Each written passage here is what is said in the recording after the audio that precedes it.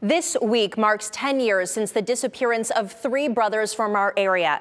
Tanner, Alexander, and Andrew Skelton would be 15, 17, and 19 years old now. He's never been charged with killing the boys, but police believe their father, John, did something terrible to them back in 2010, and he could get out of prison soon, taking with him a piece to a puzzle that may never be solved.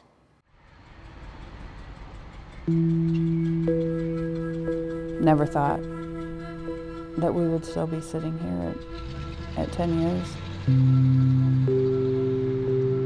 I thought this would be resolved by now.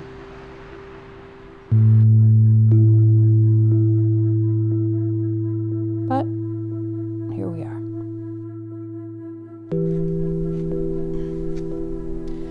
There's a lot that they've missed, a lot that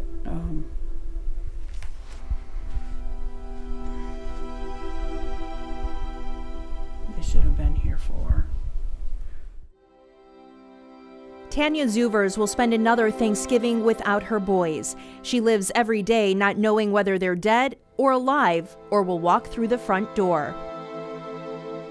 Realistically, I know that chances are my boys are living in a better world than we live in. And that gives me comfort.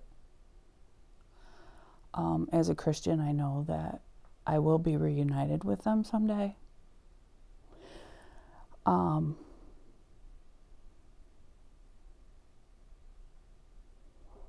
But I still want that knock on the door that says, "Hey, Mom, we're home." Investigators who know the evidence agree the boys are likely dead. Think about what it's like as a mother to come here and have this memorial place. Former Morenci Police Chief Larry Weeks. There were some early indicators within the first week or so that led me to believe something nefarious had happened with the boys. It wasn't going to be a matter of finding them, alive somewhere. It was going to be much more nefarious. Something horrible had happened to them.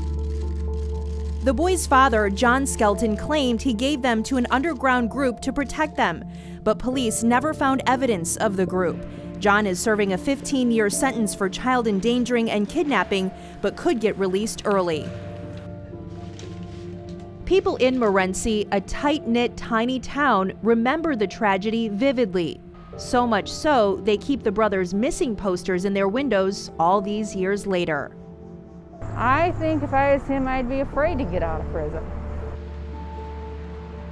He needs to stay there. That's my opinion. And he needs to tell someone what really happened, what he did with them.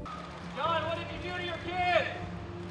And therein lies the problem. Investigators say John's never told anyone the truth about what happened to the boys, and tips have dried up over the years. As law enforcement, we want tips that are going to be able to help, bring some closure to this. With a release on the horizon, Tanya and investigators believe it's unlikely John will ever confess.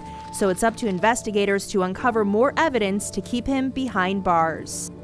Worst case scenario, he killed them.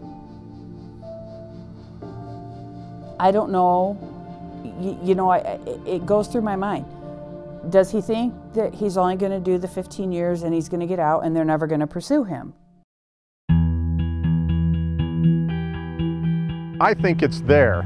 I think there's enough information there that, as I've said all along, I think this is a murder case.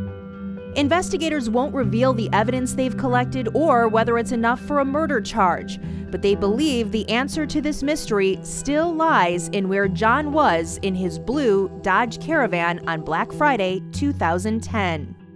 His cell phone left his house about 4:29 a.m. on that morning. We have an indication that the phone pinged down near Holiday City, Ohio around 5:05, and then he's back home at 6:46.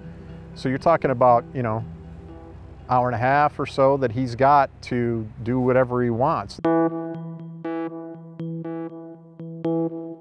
is a very large, vast country area full of cornfields, rivers. It's difficult when you look at that vast area and the time he had to say, well, this is where the boys are at, or this is what he did with them. Obviously, it'd be very hard for people to think back 10 years and be able to say for sure they saw that van, but stranger things have happened. It's that same dream Tanya holds on to all these years later. We still have hope. I still have hope that in my lifetime, preferably sooner rather than later, I will have answers.